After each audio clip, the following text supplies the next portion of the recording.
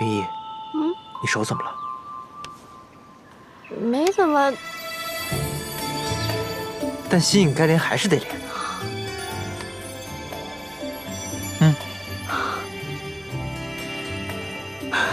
你就仗着姻缘石上名字没消，你想连就连，我答应你了吗？那又怎么样？谁让我聪明呢？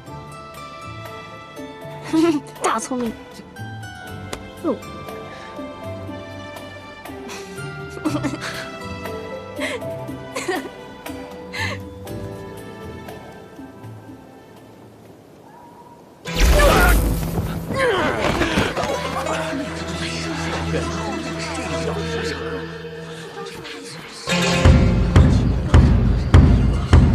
这位仙君已经打败了725名仙君，未有敌手。还有没有敢挑战的？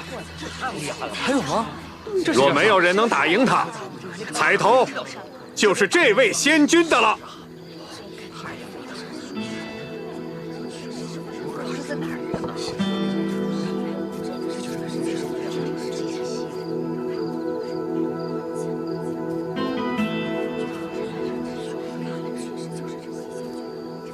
黑灵芝，我就拿走了。请。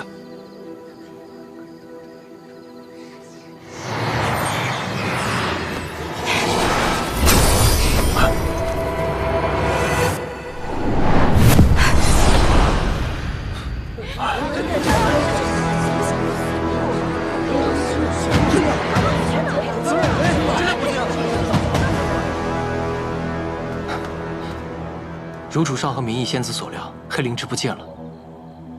有人来袭，明义被带走，应该是明信。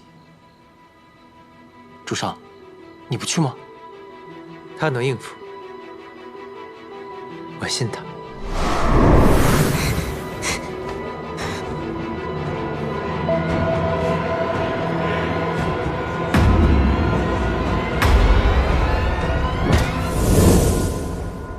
明线。你那只猫要复生，就需要黑灵芝，用它来当诱饵，你就会乖乖咬钩。现在，你有本事拿走它吗？哎呀，当年你最心歪门邪道，绘制了不少法器的图样，被君后发现收走了。如今一瞧，还真是好用，用来对付你，再适合不过了。明显。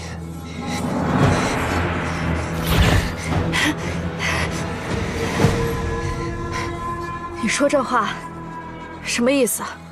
想误导我觉得这一切是我母亲做的，就凭你这些伎俩，能有效？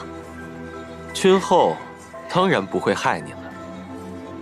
你可是君后最好用的棋子啊！当年是用了什么邪术，才把你变成男神的？连相貌都和之前不一样。我恨了这么多年的瑶光太子，居然是一名女子，真令人作呕。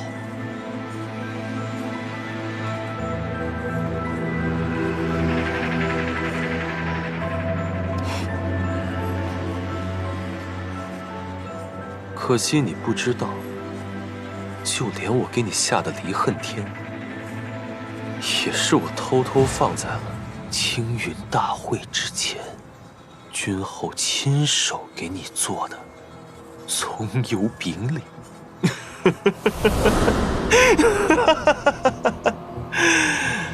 你真的是疯了！怎么敢混进极星渊的队伍里，和敌人一起出现在品茶会的？等我把你带给那位，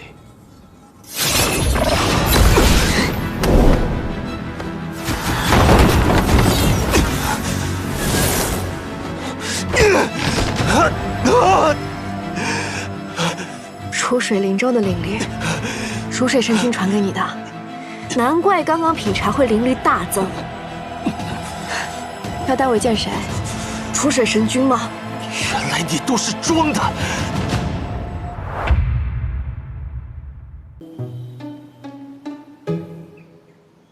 我们出发吧。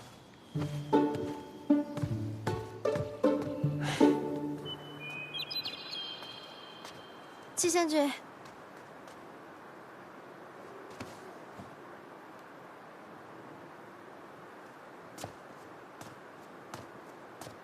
你跟季伯仔已经成功结下心意了，你赶紧把他送出门，我们好去灵溪井啊！怎么，你不放心我独自前往寻找妖兽君？那你可以同我一起。我不放心什么？我相信季贤君跟我一样，不会被这危险的战力所诱惑的。清月风寒，季贤君此行危险，切以自身为重。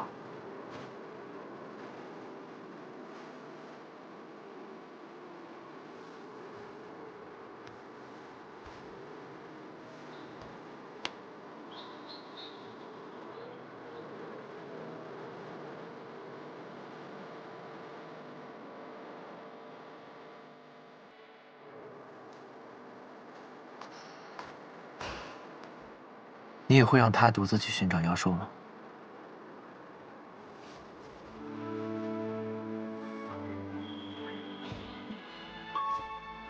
我的意思是，妖兽君这样的力量，不是谁都想占为己有吗？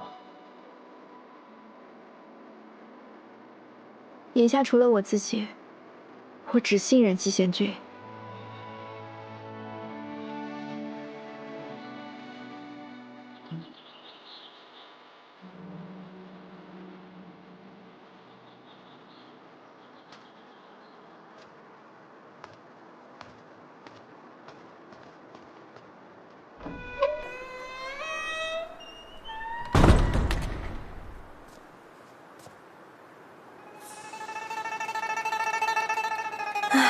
送走一个，家里还有一个。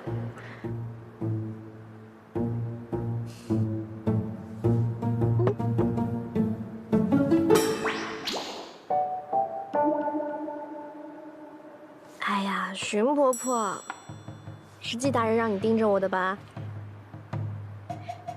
你吃点猪心膏，我呢，我就在这里坐着，我哪儿都不去，你盯着我，你尝尝嘛。不会吃。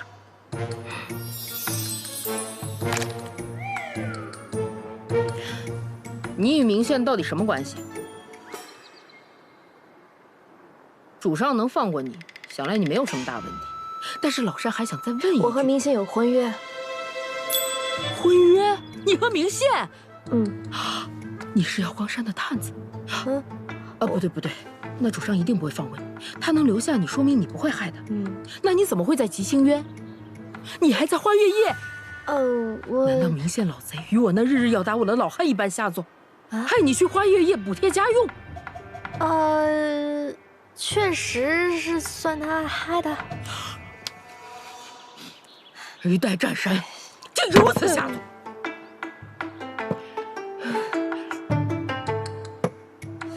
我跟你说啊，主上不会真的介意这些的。他当初能救我，如今也是愿意救你的。可你确实不该瞒他。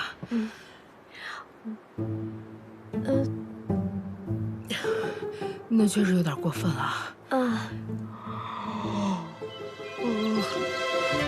我跟你说，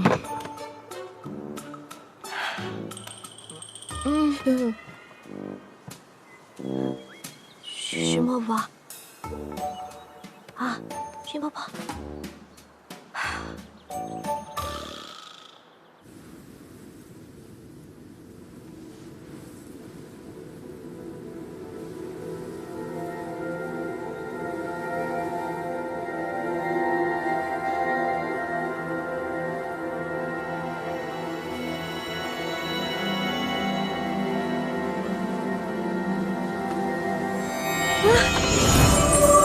明义！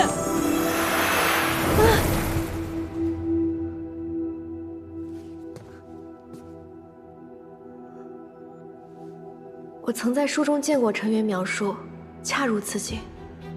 季伯仔打造的灵犀井与陈渊这般相像，他已不是最求之身，却还是被困在这里。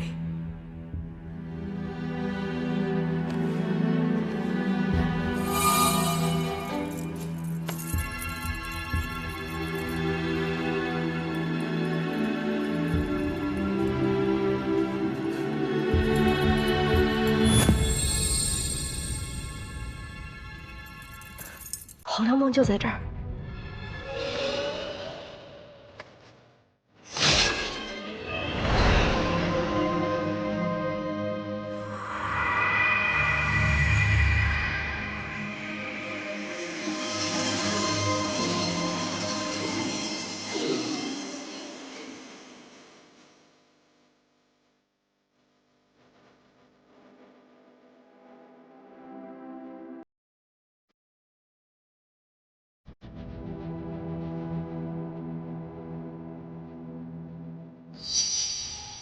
黄粱梦，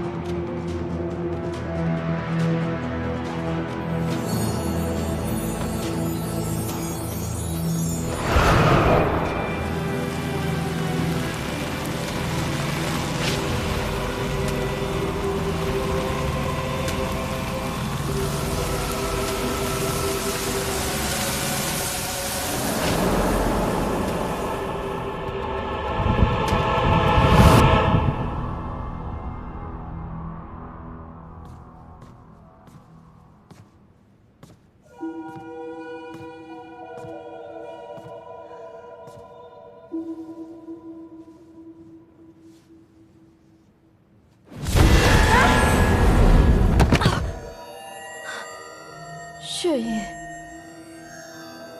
季伯仔与我结了心印，这是他为了防我，重新加的一道封印。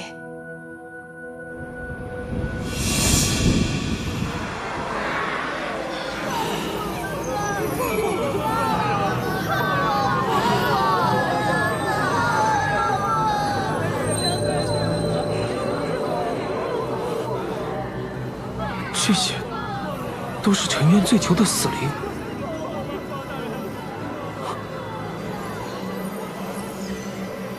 这些陈渊的无辜生灵，不是已经被放了吗？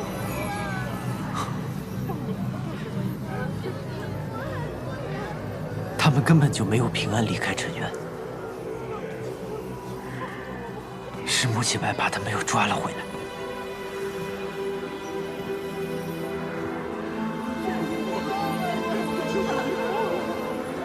如今，他们已被剥去元神，死在这里，永不超生。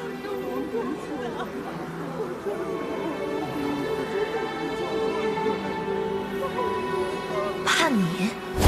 我连枯枝病都治好了，我一定会活下去，长成参天大树。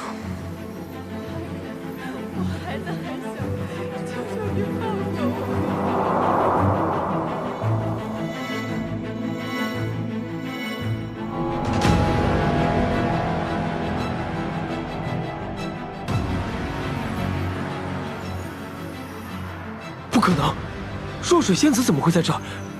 我们不是已经……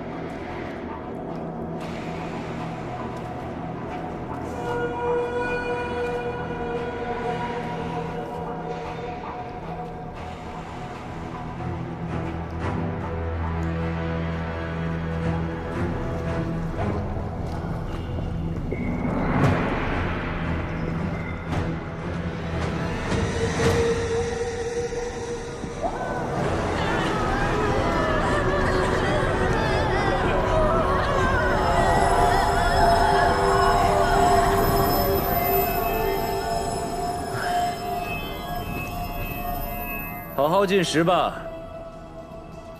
原本你们只需要在沉渊做些苦工，一切都是季伯仔揭穿。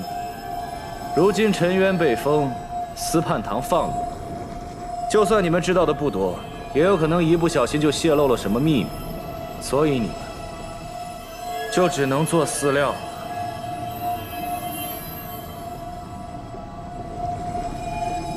韩风君，可不要怪本君呐，要怪就怪季伯仔好了。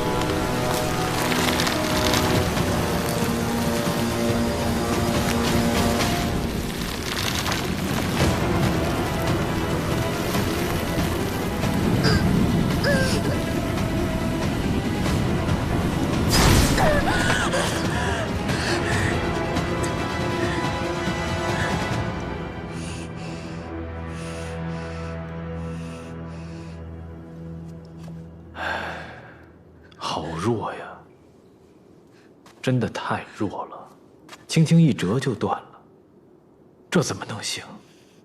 怎么能保住你自己的命啊？我一点都不弱，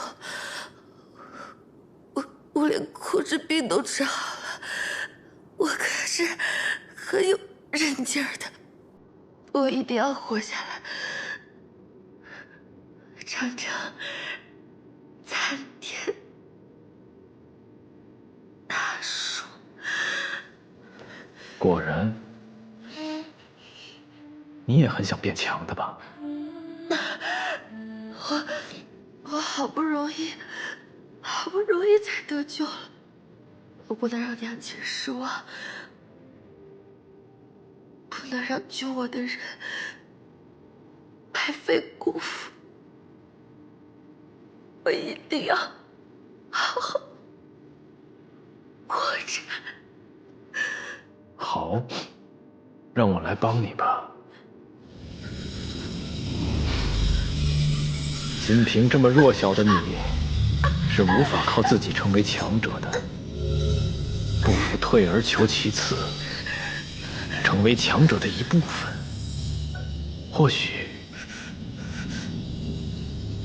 这也算是个幸事。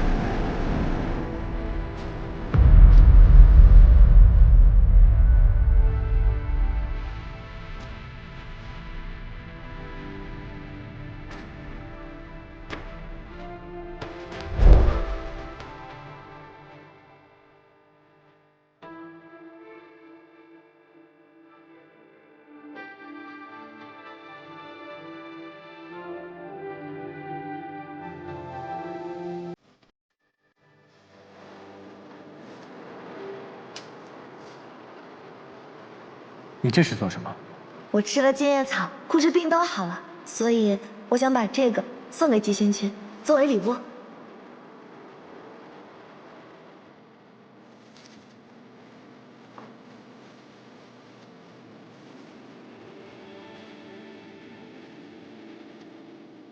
我的命是母亲给的，我一定要好好活着。谢谢你，季贤君。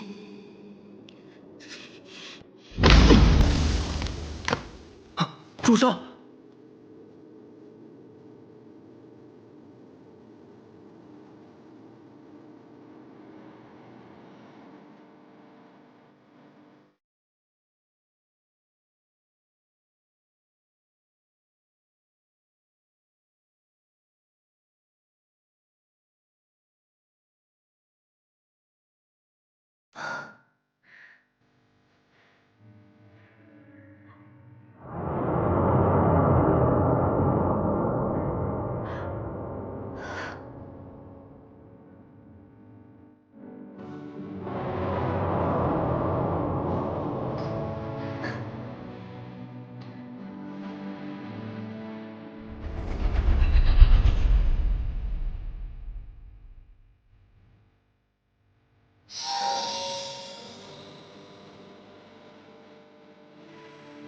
原来缔结心意是为了要人们这样做夫妻，同甘共苦，在彼此最痛苦的时候，感你所感，见你所见。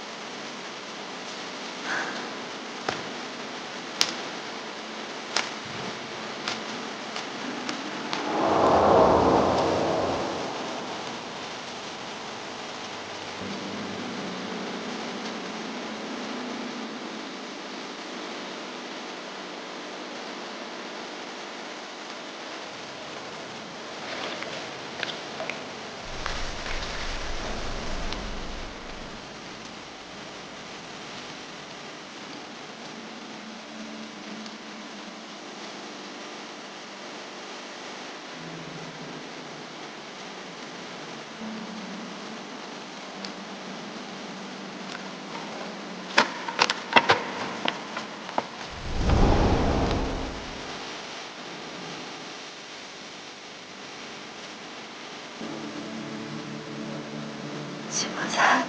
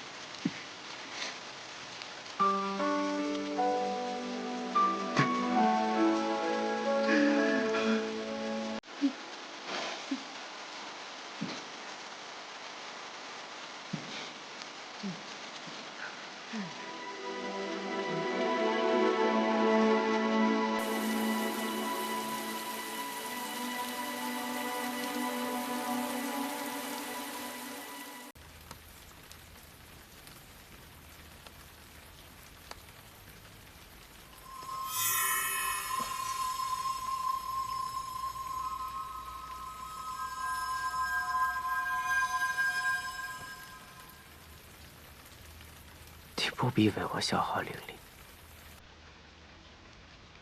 不值得。我利用了若水，我利用他揭开了自己的仇恨。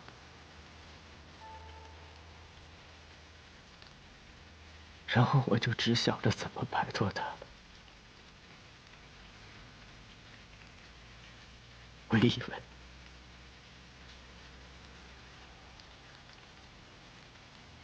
只有我将他送走，就已经算是仁至义尽了。我根本就没有管他的死活。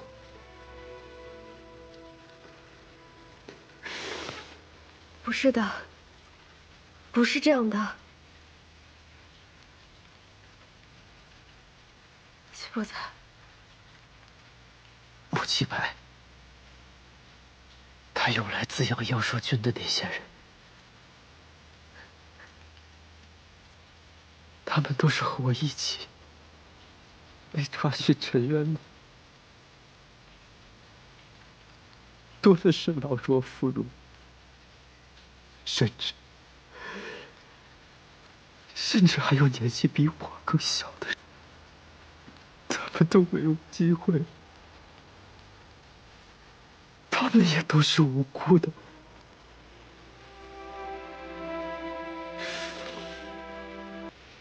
却被硬生生的扣上了醉酒牢瘾。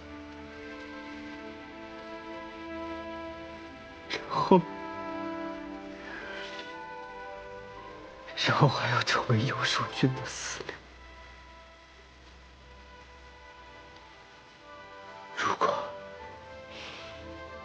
如果我没有揭发穆七白，他们和若水是不是就可以活下来了？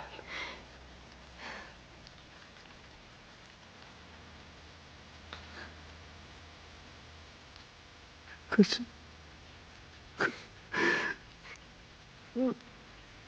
可他们都死了，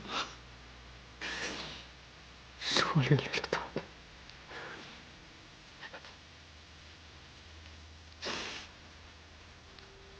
是，你不能把他们的死归结在你身上，这不是你的错。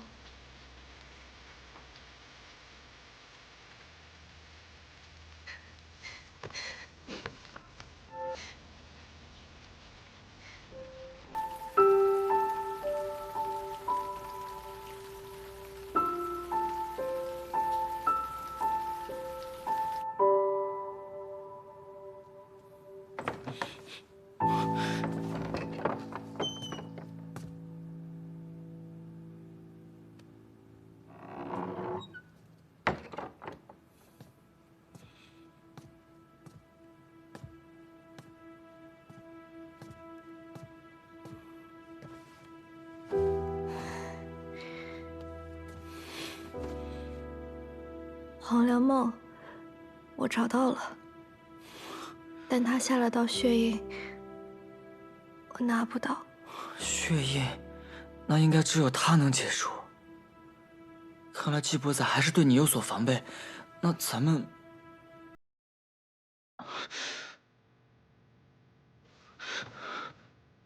明义，你怎么哭了？而且，我原本以为我在发现黄粱梦的踪迹的时候，我应该很开心。我应该想哇，幸好他在这里。但其实，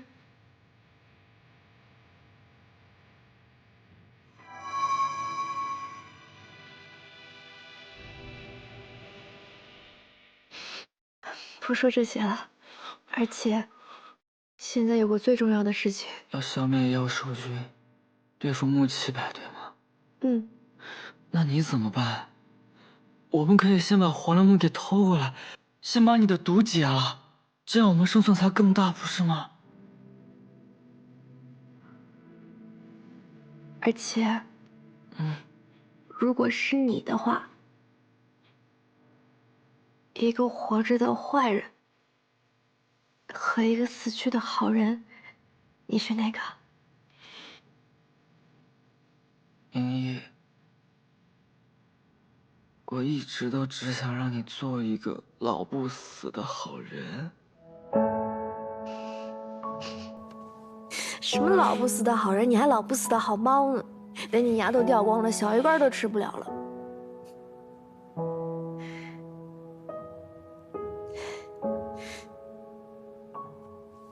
就问你，跟不跟？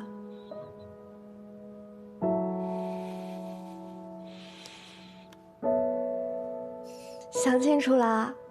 啊，这就答应我了啊！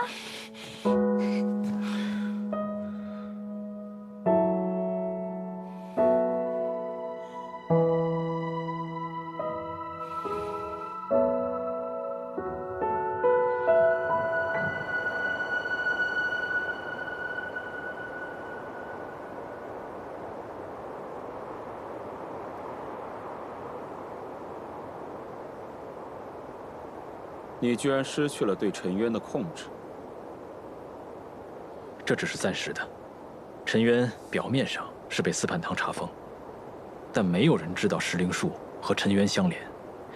这几日我足不出户，喂养妖兽，因此无需着急，再有10日，定能成事。韩风君，你弄错了吧？该着急的是你。不是我们。若非这陈渊适合孵化妖兽，你哪儿来的机会？是我疏忽了，但这一切都是因为季伯载。本君此番前来，也正是为了季伯载。黄粱梦真的在他手里？季伯载算计了我2名手下，这一切都是为了替那薄雨兰报仇，他与博士的关系一定匪浅。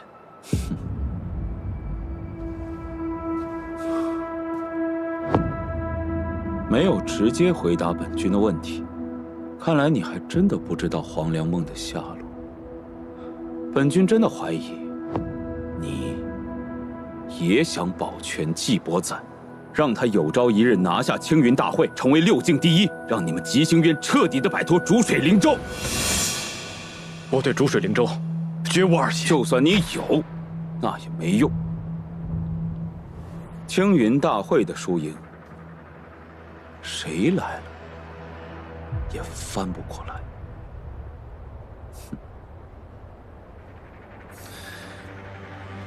季伯载知道妖兽军的存在吗？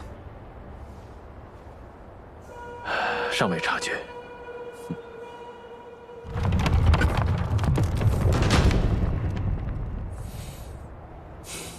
齐星渊这个破地方，连船车都走不利索。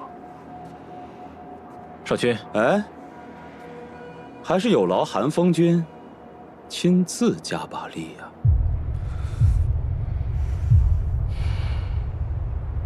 是。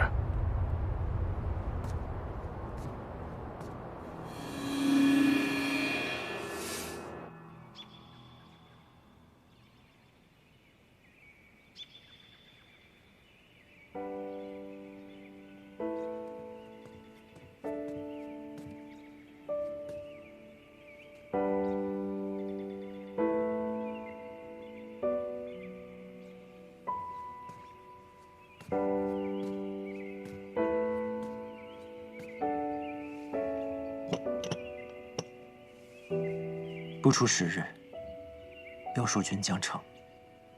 我们所剩的时间不多了。他人都以为司盼堂所看管的陈渊是犯下恶行的最先服刑之地，但此地有毒的瘴气弥漫，无人涉足。乌鸡百便想到用此地来炼药，但因药方缺失，只炼出了离恨天。他通过石灵术打开了通往陈渊的捷径，毅然将陈渊变成了自己的药方。这瘴气萦绕，除了适合炼药，也同样适合妖兽的生存，所以穆七百才会选择这里孵化妖兽，把你们这些无辜之人抓去给他做事。他们的行事准则从未改变过，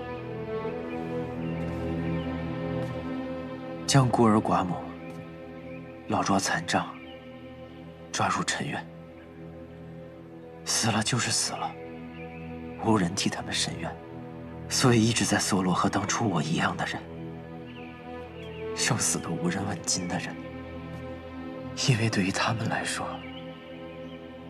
只有像我们这样的人，用起来最为趁手。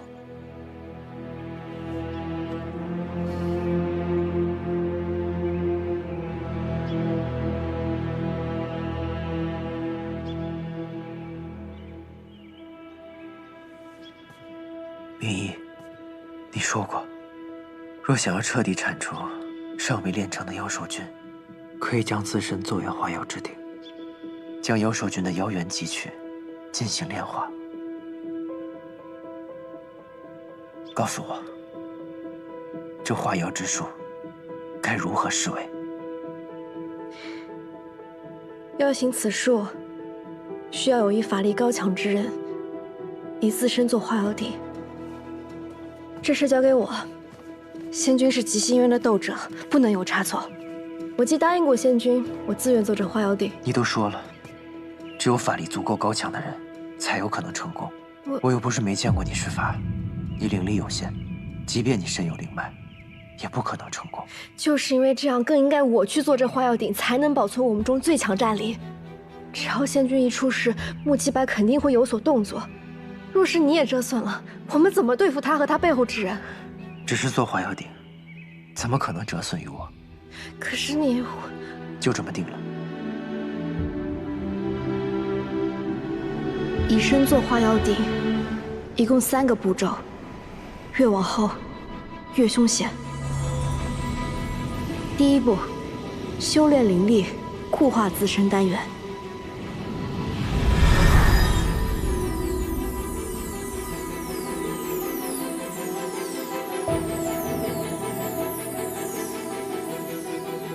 第2步，将妖兽隔空吸入丹元内，便会在体内生成妖元。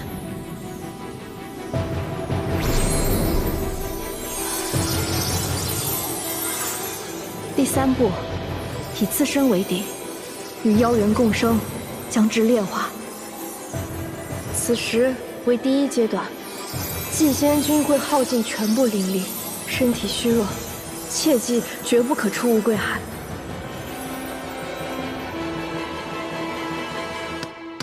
季波仔真要自己做化妖鼎啊？他是信不过还是舍不得？他现在在灵犀井里闭关修炼，但对我只字未提。说信不过，应该比不忍心有理有据些吧？哎，他怎么想我的现在不重要，他得先通过第1关。这个药粉能帮他治好手上的伤。我还得再做一些补药，帮他灵力维持在最强状态。眼下先做这些吧。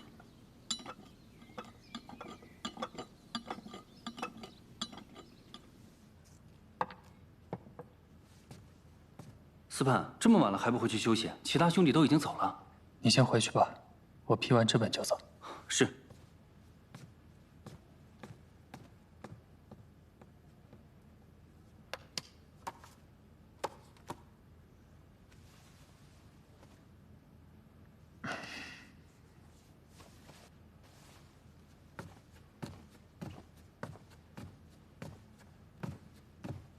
好久不见呐，我亲爱的弟弟。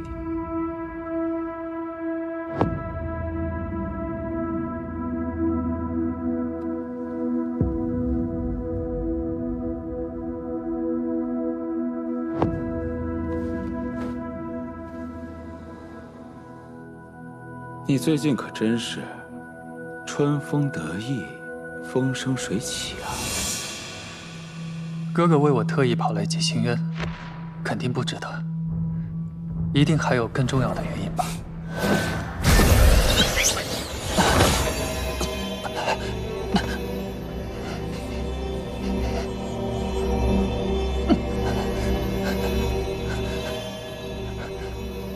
看来你跟灵曼一辈子都没有缘分了。潜伏在极星渊这么久，居然还未找到黄粱梦。果然这辈子成不了气候。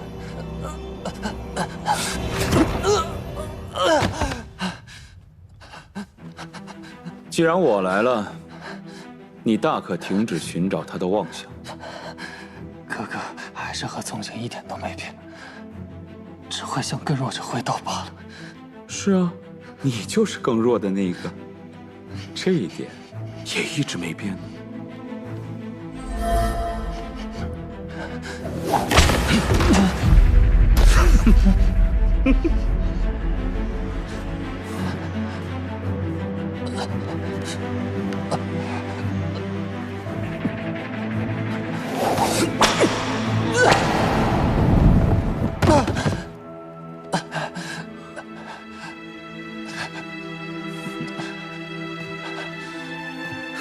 还是跟以前一样，无趣至极。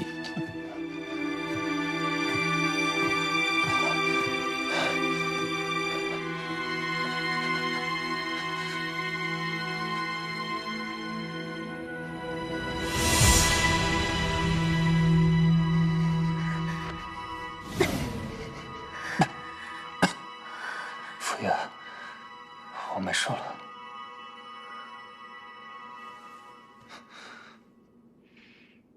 等主上找到黄粱梦，练出灵脉，便再也不会受这般屈辱。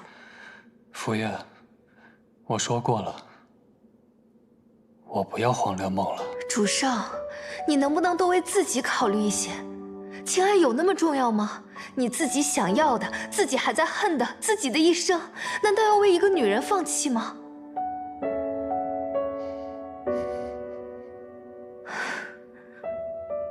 我为主上盯了穆启柏这么久，好不容易有了新的进展，你真的要将黄粱梦拱手让人吗？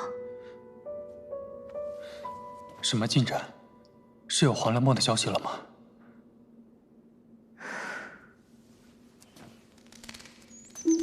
穆启柏他们搜遍了整个五归海，都未曾找到黄粱梦。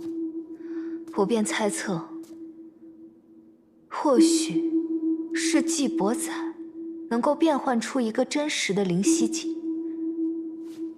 只有他自己可以进入，又将黄粱梦藏在了井中。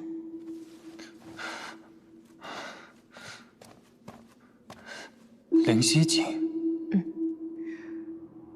主上想要用黄粱梦来救明义的命，可你此时在神都的踪迹已经暴露。如果没有灵脉，他们会让你好好活下去吗？主上，你从前一直想要做的事呢？我不愿看你这样，为别人这样。可是，黄粱梦只有一份，我只是没有灵脉。明义没有解药，是会死的。那，你若当作是为了我呢？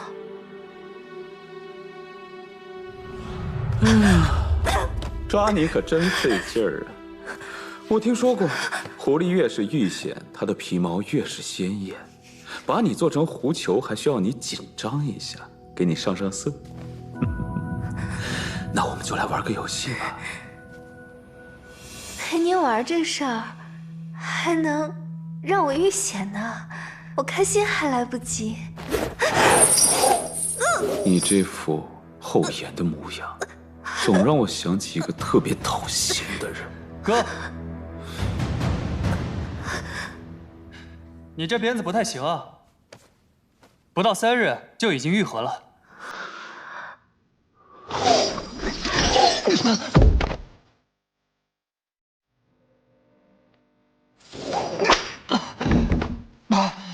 托我的福，你这个没有灵脉的废人也能耐起来了，越来越抗打了。虽然没有灵脉，也长了新本事，不好吗？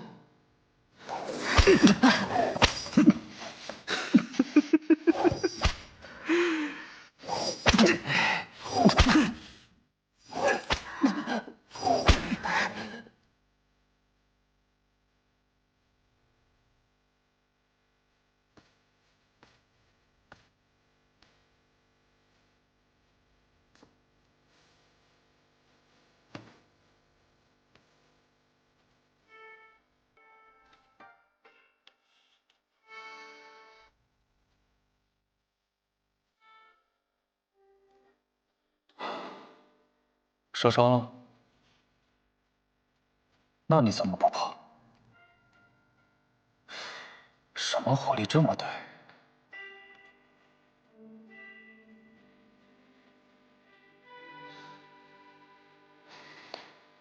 如果你是为了可怜我，那就别哭了。等有一日，我能改变这一切的时候，能庆祝胜利的时候，你再哭就是了。但是，你想说，但是我现在这么弱是吧？这个我知道的。我现在能力还远远不够，但曾经有个人告诉过我，只要自己敢想，就没什么能限制我。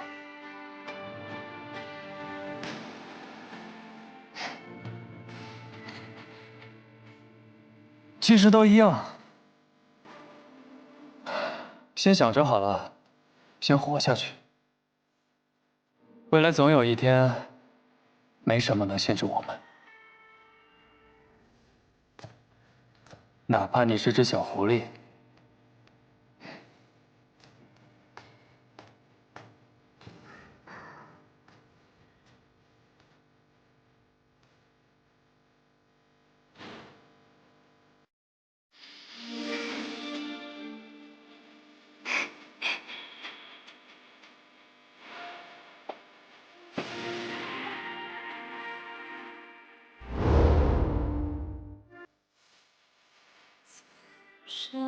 主上看重名义，可在我心里，主上的命比什么都重要。从前主上让我做什么，我都心甘情愿，可这一次，却是我第一次盼着你愿望成功。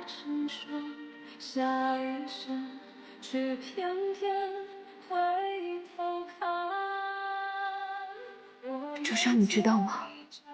我曾经根本就没有什么珍贵的记忆，只是一只能活一天是一天的野狐狸。可直到那天以后，我有了想要珍惜的人，有了重要的记忆。我为了你，放置长生有意义。你能不能原谅我？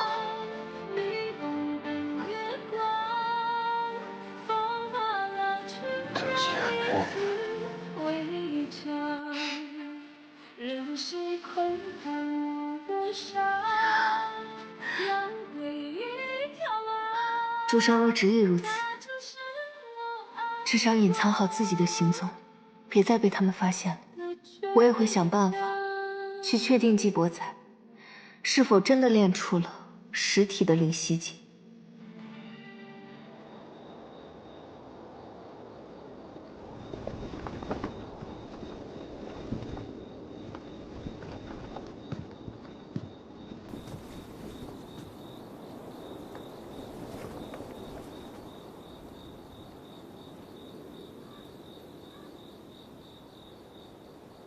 还是先不打扰他休息吧。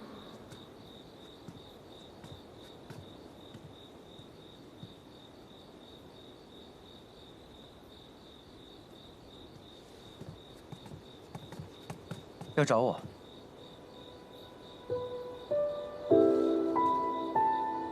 哦，也没什么特别的，就是想到你刚刚固化了丹元，肯定有些虚乏，所以就熬了碗药。但我想想还是算了，仙君不是……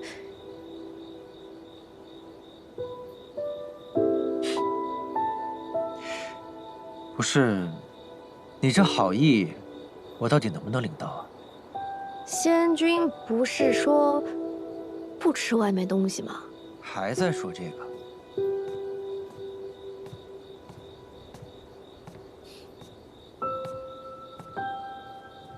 如果是换做别人，他多半会怀疑这仙子本是要下毒，结果忽然心软，改变了主意。现下不过是编个说法，哄骗罢了。那正好，你呀，还是别喝了。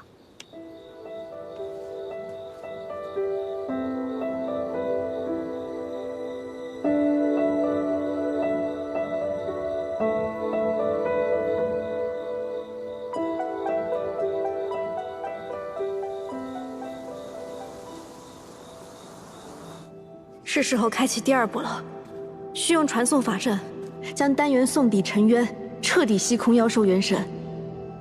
但此步会暴露施术者气息，请务必以最快速度将丹元传回，否则功亏一篑。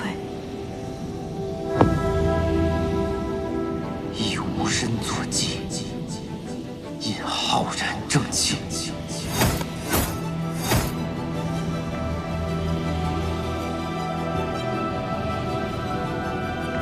万千妖邪，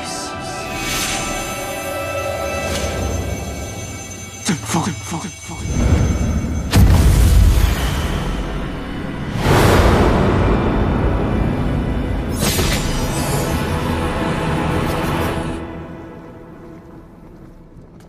请。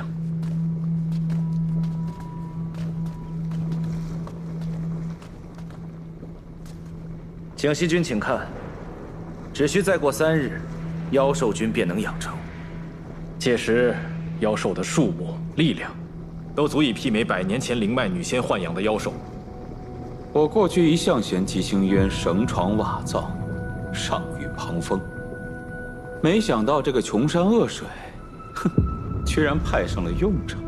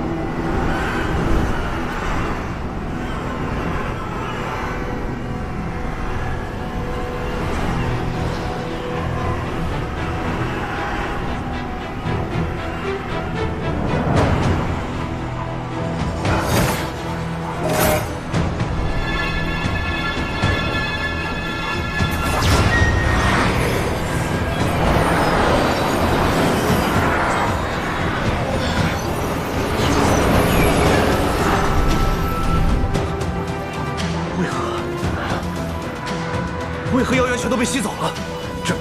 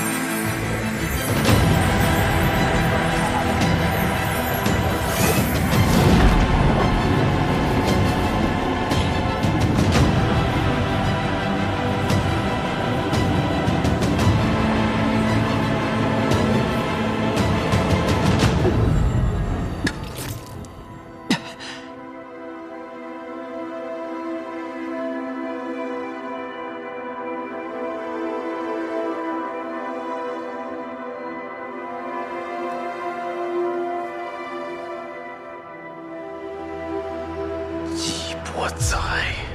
是，季伯才，一定是他干的，一定是季伯才。废物！属下不知季伯才竟通晓化妖术这等秘法，否则属下定会提防。江西君，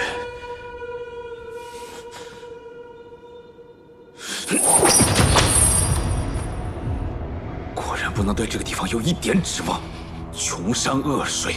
产废物！绝地3尺，你给我把季伯才找出来！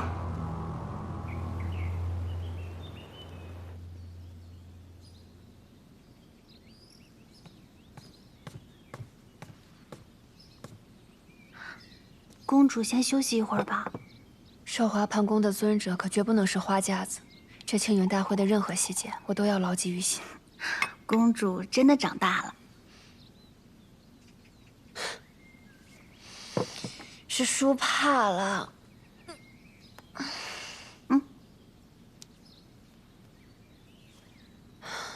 没有福泽，极星园连花草都会比过去更黯淡无光。秀云，我时常会害怕。你说，母后留下来的福星花，会不会再次枯萎啊？公主放心吧，严仙君的法子到底是管用的。之前这么多年，就算没有福泽，它也依旧开得好好的。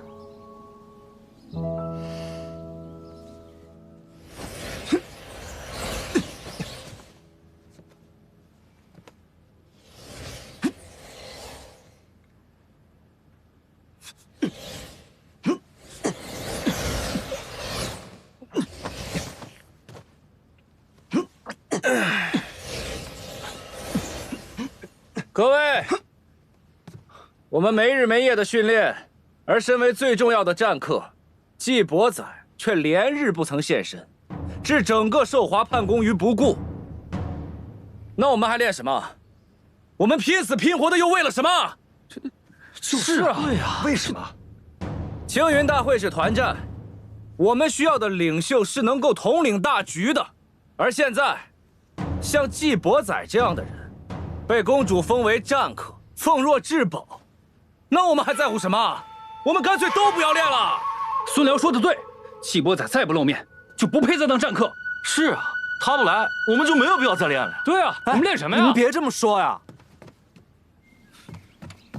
公主，孙辽在寿华叛宫闹起来了。谁说没有季仙君就不用练了？季仙君是战客，但寿华叛宫又不是只有他一个人。若是只靠他才能取胜，他不来就要输掉青云大会，那极星渊也不算真正变强。大家说，谁说的对？谁说的对？声大了不起呀！我觉得孙辽仙君说的对。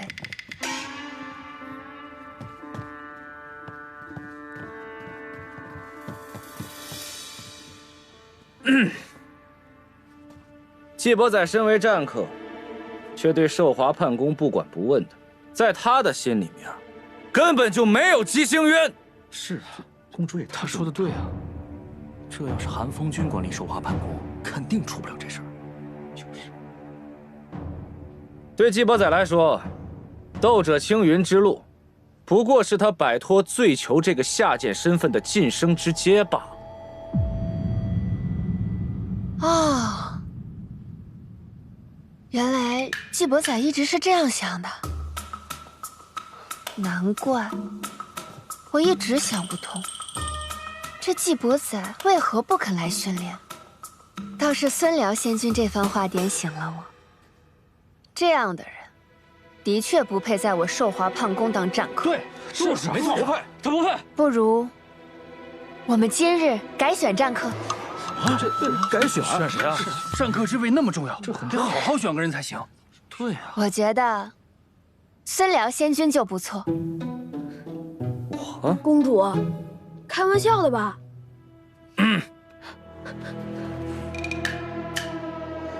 本公主作为寿华叛宫尊者，自然不会开玩笑了。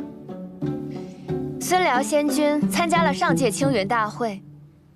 从经验上来说，就远超于其他斗者。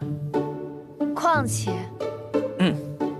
无论是从斗者选拔，还是近期寿华叛宫集训，孙辽仙君都积极主动，态度优异。本公主今日便下令，废除季伯载战客之位。说废除就废除，那我们是输定了，就是点情面也不留，废除了。改立孙辽仙君为我寿华叛宫战客。真的吗？好，我支持孙仙君，我也支持孙仙君。孙辽，对呀，不行吗？不行吗？这是怎么回事啊？我怎么觉得不靠谱呢？我也觉得。谢公主，多谢。过去是我目光短浅，只知盯着季伯载那一人。如今看来，孙辽仙君才更是威武英俊，比季伯载更有战神之相。虽然季伯载有问题，但们闹这一场，光给孙辽做嫁衣了。对呀，也不合适啊。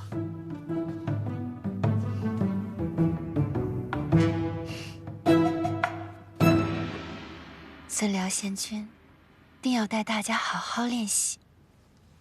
如果表现得好的话，我会告诉父君的。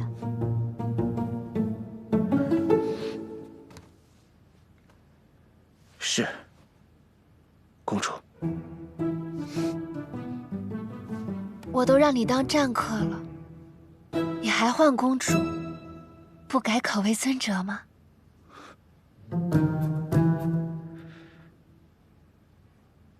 天机为何要出这样的昏招啊？不，这恰恰是他此时最好，也是最省力的办法。好的，尊者。孙辽这么嚣张，天机还这么纵容的，多没面子。面子很重要吗？能达到目的就好。伪装、欺骗、空口承诺，与其费力维护纪伯载，不如捧杀孙辽，让他成为新的靶子。